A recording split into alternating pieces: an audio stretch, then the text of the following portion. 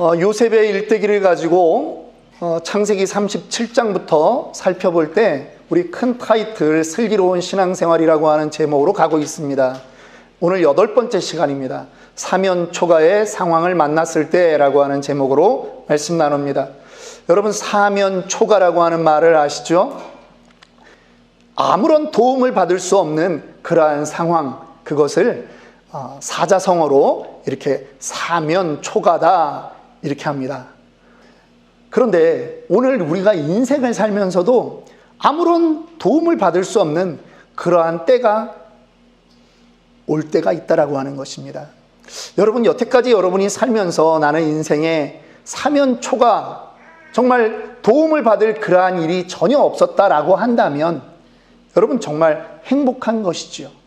그런데 도움은 받아야 되는데 어디 한 군데 손 내밀 데 없었다라고 한다면 바로 그 시점, 그 시점들이 사면초가의 상황이다 이렇게 볼 수 있는 것입니다.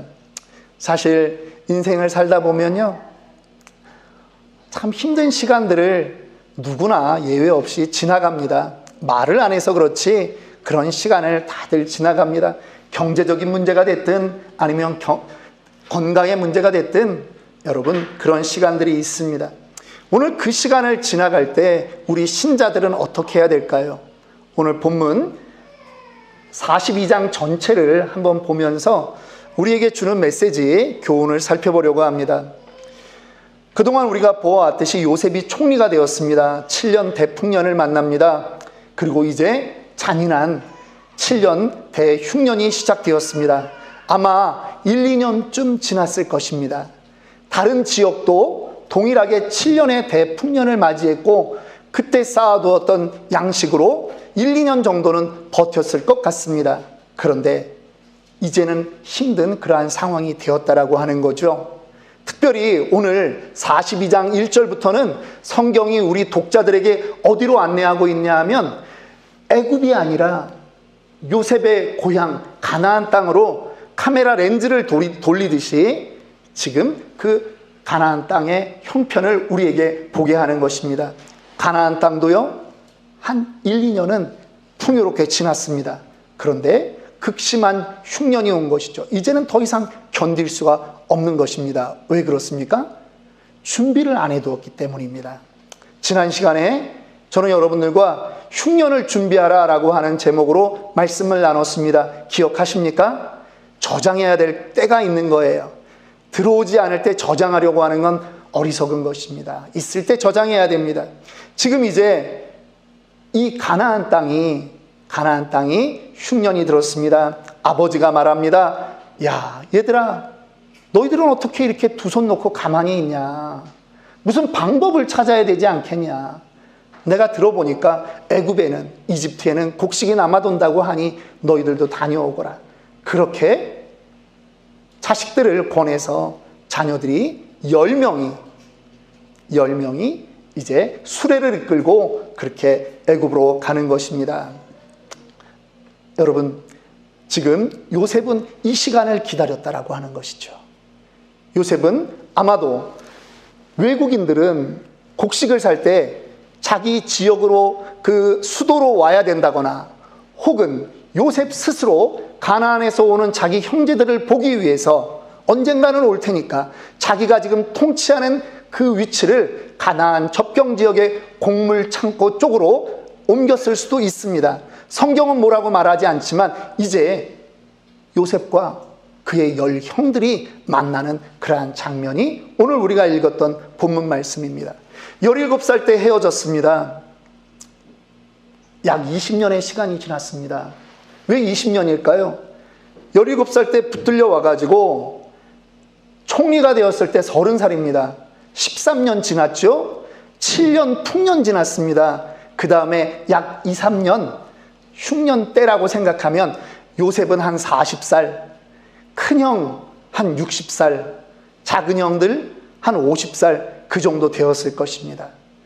이 형들이 이제는 곡식을 구하기 위해서 왔는데요, 몰골이 말이 아닙니다. 그 광야의 모래바람을 다 맞으면서 그렇게 왔습니다. 풍족하게 먹으면서 온 게 아니지 않습니까? 집에 음식 다 식량 남겨놓고 자기네들은 최소의 음식을 가지고 오면서 먹고 그렇게 왔습니다. 여러분, 볼품 없습니다. 그런데요, 제가 보니까 저희 형제를 보니까 나이 들면 볼품 없어요. 저랑 가장 많이 싸웠던 형이 저보다 3살 많은 형입니다. 올해 환갑입니다. 머리 이만큼 벗어졌고요. 얼마 전에 물론 암 완치 판정 받았지만 암 때문에 고생하고 그러면서 몸이 옛날 몸보다 반쪽 됐습니다. 저 상대도 안 해주던 큰형이 있었습니다. 조금 있으면 칠순잔치 해야 된답니다. 여러분, 그러니까요, 제가 한국 가서 보면 이제 누가 제일 건강해요? 저희가 제일 건강해요. 누가 인물이 제일 좋아요? 동의를 안 하시는 것 같은데 제가 제일, 왜냐하면 젊으니까. 우리는 젊은 사람들 보면 이제 나이가 든다라고 하는 걸 느껴요. 왜냐하면 푸릇푸릇하잖아. 그냥 젊음 그 한 가지만으로도 모든 재산을 다 가지고 있는 그러한 느낌이 온다라고 하는 것입니다. 여러분, 요셉은 40살이라고 쳤을 때 형들을 바라보니까 옛날에 자기를 괴롭히던 그 형들의 모습이 아닌 거예요. 늙어버렸어요. 적개심을 가지고 처음에 쳐다봤는데 형들이 불쌍해지는 거예요. 형들은 더 이상 나의 위협의 존재가 아니라는 거죠. 당연히 형들은 요셉을 알지 못합니다. 알아보지 못했습니다. 상상도 못했거든요. 그리고 요셉은요, 이집트 복장을 하고 있잖아요. 이집트 말을 하고 있잖아요. 그러니까 지금 그들은 요셉이 지금 자기네들 눈앞에 있으리라고는 상상도 할 수 없는 것입니다. 성경은 오늘 특별히 꿈이 생각났다라고 기록하고 있습니다. 여러분, 그러면 요셉은 옛날 내가 17살 때 하나님이 꾸게 해줬던 그 꿈이 이루어졌다. 형들이 내 앞에 와서 절을 하는구나. 히딩크가 말했듯이 꿈은 이루어진다. 좋았을까요? 안타까운 거죠. 마음이 찢어질 것 같이 아팠을 것입니다.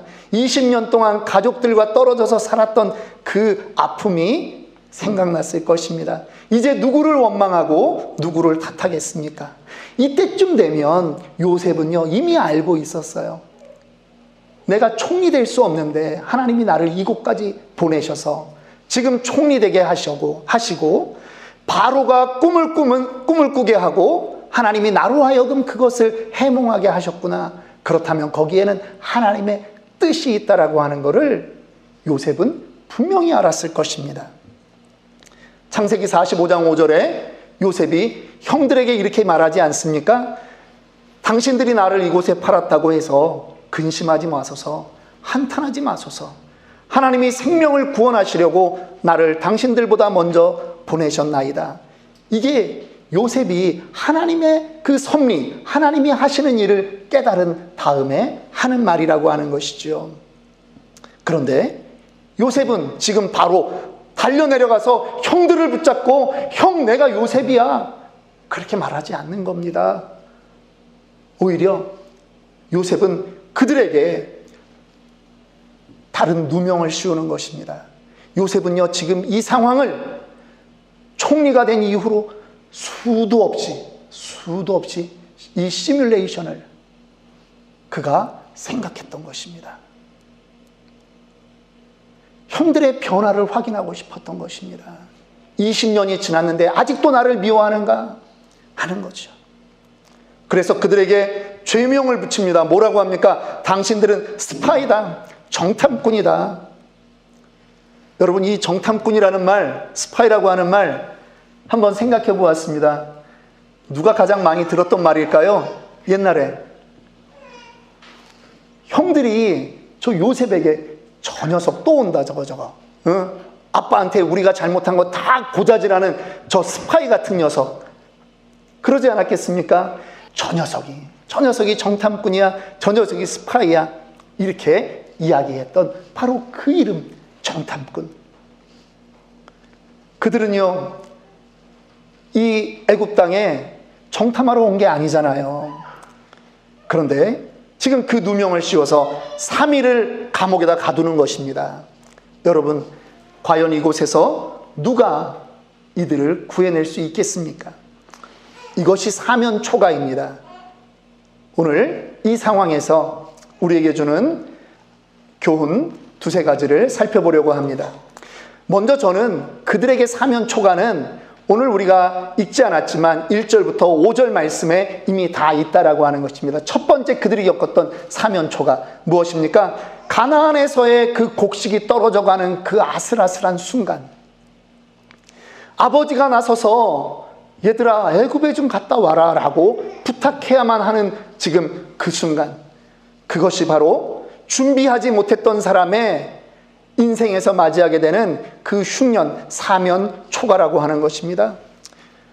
풍년이 분명히 그들에게도 있었는데 그들은 준비하지 못했던 거죠. 여러분, 그러할지라도 우리 신자는 어떻게 해야 됩니까? 우리 신자는 흉년을 맞이했다라고 할지라도, 사면초가의 상황이라 할지라도 우리는 멈추면 안 되는 것입니다. 그래서 우리가 첫 번째 배워야 되는 우리의 메시지는 소망을 잃지 말아야 한다라고 하는 것입니다. 그들은요, 애굽이라고 하는 곳으로 그렇게 나아가게 되는 것입니다. 하나님의 구원의 역사에 지금 첫 발이 시작되었다라고 하는 것입니다. 메멘토 모리라고 하는 말이 있습니다. 로마 시대 대장군이 해외에 나가서 싸움을 하고 다른 나라를 이기고 돌아올 때, 로마에 입성할 때 그 대장군을 모든 로마 시민이 나와서 환영하는 것입니다. 당신은 대단한 사람입니다. 당신은 우리 로마의 보배입니다. 당신 때문에 우리가 행복합니다라고 할 때, 국왕이 지금 저 앞에서 이 개선 장군의 대열을 환영할 때 반드시 자기의 부관이든지 아니면 노예를 세워서라도 하게 하는 말이 바로 이 말이라는 것입니다. 메멘토 모리, 메멘토 모리, 너는 반드시 죽는다는 것을 기억해라. 교만하지 말라는 말입니다. 지금 온 백성이 너를 칭송할 때 교만하지 마라. 메멘토 모리, 너도 죽는다. 너도 인생일 뿐이다라고 하는 말입니다. 풍년의 때를 맞이하고 있습니까? 자만하지 마십시오. 메멘토 모리. 여러분들의 인생이 지금 행복합니까? 메멘토 모리. 여러분의 인생에도 죽는 날이 옵니다. 교만하면 안 됩니다. 그러면 사면초가라고 하는 그 상황에 있으면 우리는 모두 다 어깨가 축 처진 채로 지내야 될까요? 그런 사람에게는 힘을 내라는 말은 없습니까? 카르파 디엠이라고 하는 말이 있습니다. 똑같은 라틴어입니다. 카르파 디엠, 카르파 디엠. 오늘 지금 이 순간에 충실하라. 오늘을 잡아라. 오늘을 잡아라 라고 하는 말입니다. 로마의 현인들이 있었습니다. 그 사람들이 힘들어하는 백성들에게 말하는 것입니다. 카르파 디엠. 저는 혹시 여러분들이 오늘 나는 지금 사면초가의 상황에 처해 있습니다 라고 생각한다면 저는 여러분들에게 외쳐주고 싶습니다. 카르파 디엠. 오늘을 잡으십시오. 지금 이 순간에도 하나님은 여러분들을 불꽃 같은 눈동자로 지켜보고 계십니다. 1492년에 콜럼버스가 이사벨라 여왕의 후원을 받아서 대서양으로 떠납니다. 신대륙을 발견하겠다고 떠납니다. 그런데요, 드디어 이 아메리카 대륙, 신대륙을 발견했죠. 그런데 나중에 이 콜럼버스의 항해 일기가 있습니다. 그 항해 일기에 가장 많이 기록된 말이 무엇인지 아십니까? 콜럼버스는 이렇게 기록했습니다. 오늘도 우리는 계속 항해를 했다. 아무것도 보이지 않지만 날마다 항해를 하는 것입니다. 믿음의 사람은요, 절망하지 않습니다. 믿음의 사람은요, 포기하는 것이 아닙니다. 때로는 그 기근이 나의 잘못일 수도 있어요. 그러나 우리는 하나님 앞에 나아가는 것입니다. 오늘도 나아가야 됩니다. 두 번째, 사면초가의 상황에서 우리에게 주는 교훈입니다. 인생을 돌아보아야 한다라고 하는 것입니다. 요셉은 지금 형들을 정탐꾼이라고 윽박지르고 있습니다. 그리고 그들을 3일간 가두어 두었습니다. 형들의 입장에서 보면 이 시츄에이션은요, 단 한 번도 이 땅을 건너올 때 생각해 보지 않았고요, 너무나 억울한 거예요. 단지 곡식을 사러 왔는데 자기네들을 이렇게 감옥으로 보낼 수 있겠습니까? 그런데 여러분, 20년 전에 누가 이 일을 겪었습니까? 요셉이 20년 전에 이 억울한 상황을 겪지 않았습니까? 아버지의 심부름으로 형들의 그 안부를 물으러 갔는데 형들의 우악스러운 손에 의해서 그 마른 구덩이에 빠졌습니다. 그래도 살려줄 줄 알았습니다. 그런데 자기를 이스마엘 그 상인들에게 팔아넘기고 그렇게 해버린 형들입니다. 3일 동안의 감옥의 시간은 그들에게 어떤 의미였을까요? 저는 이 감옥에서의 3일을 하나님이 그들 마음에서 일하시는 시간이라고 그렇게 믿는 것입니다. 우리 역시 마찬가지입니다. 여러분 혹시 요즘 너무 바쁘시지 않으세요? 여러분들의 빈틈은 보통 무엇으로 시간을 때우고 계십니까? 혹시 여러분들은 빈틈없이 유튜브를 계속 살펴보고 있지는 않습니까? 빈틈없이 쉬는 시간 없이 SNS에 여러분들은 계속 눈을 두고 있지 않습니까? 여러분 잠시 멈추세요. 필요하다면 하루 이틀 인터넷 금식을 하세요. 여러분의 삶을 돌아보는 그러한 계기가 되어야 합니다. 이 땅에 있는 모든 생물들 가운데 자신이 살아온 과거를 돌아보는 생물은 사람밖에 없습니다. 형들에게 이 3일은 인생을 돌아보는 그러한 시간이었습니다. 형들의 마음에 변화가 생깁니다. 지금 요셉이 그들을 감옥에 놓고 요셉이 가장 궁금했던 것, 요셉이 확인하고 싶었던 것은 바로 그것입니다. 사람은 안 변한다고 얘기하는데 우리 형들이 정말 변했는가? 21절 말씀입니다. 그들이 서로 말하되 우리가 아우의 일로 말미암아 범죄하였도다.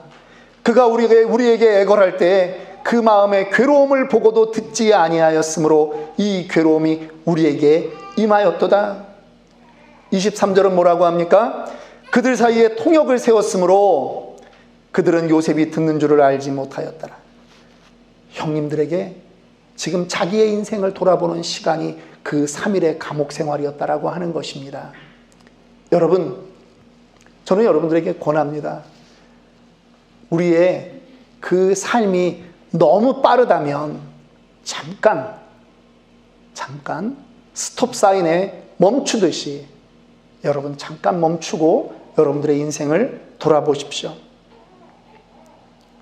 내가 변해야 될 것은 무엇이 있는가? 한번 돌아보기를 원합니다. 세 번째입니다. 사면 초가의 그 상황을 만났을 때 우리는 하나님께로 나아가야 하는 것입니다. 요셉과 형제들은 서로 용서하고 화해해야 됩니다. 특별히 누가 먼저 나서야 됩니까? 요셉이 해야죠. 지금은 요셉에게 모든 권리가 있기 때문에 그렇게 해야 됩니다. 그런데 진정한 용서와 화해도 무엇이 선행되어야 됩니까? 그들의 반성이 있어야 됩니다. 이것을 우리는 다른 말로 뭐라고 합니까? 회개가 있어야 된다라고 하는 것이죠. 바로 그 3일의 감옥의 시간, 사면 초가의 그 시간에 죄를 대면해야 된다라고 하는 것입니다. 형들은요, 지금 어려운 고백을 했어요. 그들은 20년 동안 단 한 번도 요셉의 이름을 말하지 않았습니다. 왜? 아버지가 그렇게 슬퍼할 그것까지는 몰랐거든요. 상상 이상으로 아버지가 슬퍼하고 성경에 보니까 오래 슬퍼했다라고 기록되어 있습니다. 그런 아버지를 보면서 요셉의 형제들은 더 이상 자기네들이 했던 일을 아무도 그 입 밖에 올릴 수가 없었다라고 하는 것입니다. 요셉이라고 하는 이름은 그 가문에서 이제는 금기어가 되었던 것이죠. 요셉이라고 하는 이름은 그들에게는 자신들의 죄악이었습니다. 대면하기 싫은 죄악이었습니다. 그런데 그 3일의 시간에 그들은 요셉의 이야기를 하는 것입니다. 3일의 시간은 회개의 시간입니다. 요나가 큰 물고기 뱃속에서 3일을 지냈습니다. 그 고난을 통해서 회개로 이르렀습니다. 에스더가 3일간 민족을 위해 단식했습니다. 왕궁의 편안함을 버리고 죽으면 죽으리라 결심하는 그때 하나님이 일하시기 시작했습니다. 예수님이 3일간 죽음 가운데 있었습니다. 사랑하는 모든 인간들의 죄를 용서하는 역사적인 시간이었습니다.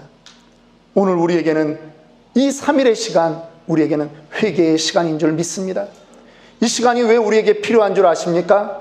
우리가 받은 주님으로부터 받은 그 구원이 값싼 구원이 되지 않기 위해서입니다.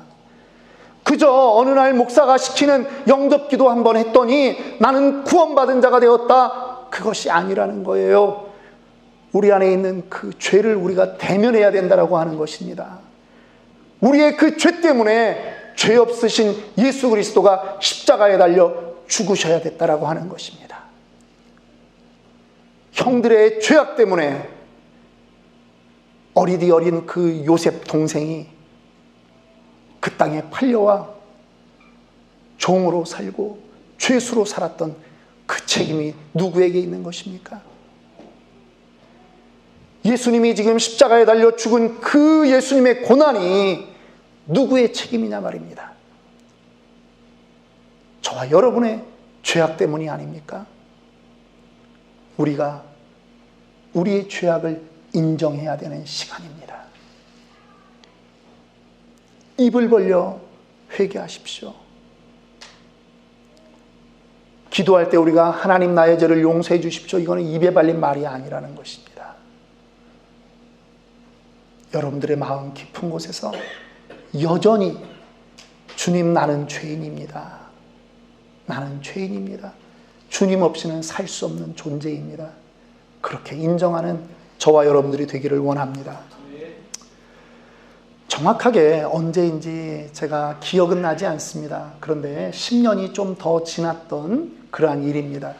뉴스를 보고 있는데 갑자기 어떤 사람이 등장합니다. 뉴스 내용은 뭐냐 하면 이 사람이 10몇 년 전에 살인사건을 저질렀습니다. 그런데 그때는 DNA 검색 기술이 그렇게 발전하지 않아가지고 이 사람이 속일 수 있었습니다. 그렇게 10여 년이 넘는 시간을 평범한 사람으로 그렇게 살았는데 어느 날 경찰들이 그 집에 들이닥친 것입니다. 너다. 그 살인의 범인은 너다. 그리고 이 사람이 체포되었습니다. 그리고 경찰 호송 트럭에서, 봉고차에서 내려가지고 경찰서로 들어가는 그 자리에 기자가 묻습니다. 지금 심정이 어떠십니까? 그런데 제가 들은 말은 너무나 놀라운 말이었습니다. 잡아주셔서 감사합니다. 시원합니다. 아니, 저는 그 사람이 억울합니다, 그럴 줄 알았어요. 그런데 그 사람은 그렇게 말하지 않는 거예요. 잡아주셔서 감사합니다. 너무 시원합니다. 도대체 이 말이 무슨 뜻입니까?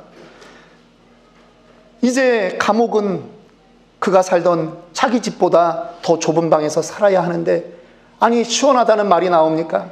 이제 죄인으로 살아야 되는데 감사하다는 말이 나옵니까? 그런데 여러분, 이 말은 진정으로 회개해 본 사람은 이 말이 무슨 말인지 알 수 있습니다. 아무에게도 말을 하지 못하고 숨기고 살아왔던 시간이 오히려 지옥이었다라고 하는 것이죠. 용서받지 못한 넓은 세상보다 용서받은 좁은 감옥이 그 사람에게는 더 편했다라고 하는 것입니다. 여러분에게 이 마음이 있습니까? 우리는 값싼 구원을 받은 사람이 아닙니다. 예수님의 그 십자가에 달리는 고난으로 우리는 자유를 얻은 존재입니다. 형들이 3일간의 그 감옥 시간을 통해서 자기들의 과거를 돌아보게 되었습니다. 그리고 회개하는 것입니다. 성경은 말씀합니다. 요엘서 2장 31절에 말씀합니다. 너희는 옷을 찢지 말고 마음을 찢고 너희 하나님 여호와께로 돌아올지어다. 오늘 하나님이 우리에게 말씀합니다. 옷을 찢지 말고 너희의 마음을 찢어라. 회개하지 못한 죄악이 있습니까? 여러분, 주님께 고백하십시오. 주님께 고백하십시오. 혹시라도 사람에게 잘못한 것 있다면 마태복음 5장 23절에 말씀합니다. 그러므로 예물을 제단에 드리다가 거기서 내 형제에게 원망 들을 만한 일이 있는 줄 생각나거든 예물을 제단 앞에 먼저 두고 가서 형제와 화목하고 그 후에 와서 예물을 드리라. 우리는 사랑과 화목해야 되고 하나님과 평화해야 되는 것입니다. 어제 우리는 6분의 침례식이 있었습니다. 너무나 감사한 것이죠. 침례식은요, 단순히 물에 들어갔다 나오는 것이 아닙니다. 고백하라고 시키는 것입니다. 그리고 너의 온몸을 물에 담거라. 예수의 보혈피에 담거라. 우리 침례받는 분들이 어떤 복장으로 들어가는 줄 아십니까? 속에는요, 검은색, 진한색 바지와 웃도리를 입고 겉에 흰 가운을 우리는 입고 들어갑니다. 나의 속은 검을지라도 나는 예수의 보혈로 휘어졌습니다. 흰옷 입은 거룩한 백성이 되었습니다라고 하는 그러한 상징인 것입니다. 우리는 모두 고백했습니다. 예수와 함께 죽고 예수와 함께 살겠습니다. 여러분, 죄를 미워하십시오. 말씀을 마칩니다. 사면 초가의 시간, 고난의 시간, 그 시간이 우리에게 있다면 여러분, 그 시간에도 우리는 하나님을 놓치면 안 됩니다. 앨리스터 맥그레스라고 하는 영국의 신학자가 쓴 책이 있습니다. 고난이 묻고 신학이 답하다라고 하는 책입니다. 고난에 대해 말합니다. 고난은 우리에게 하나님으로부터 멀리 있음을 의미하지 않는다. 그것은 우리가 그분에게 더 가까이 가고 있다는 것, 우리 자신과 하나님 간에 남아있는 장벽을 깨뜨리는 것을 의미한다. 여러분 앞에 있는 그 고난, 하나님이 여러분 옆에 와 계시다라고 하는 증거입니다. 그 시간을 하나님과 동행하며 승리로 극복하는 저와 여러분들 되기를 원합니다. 기도하겠습니다.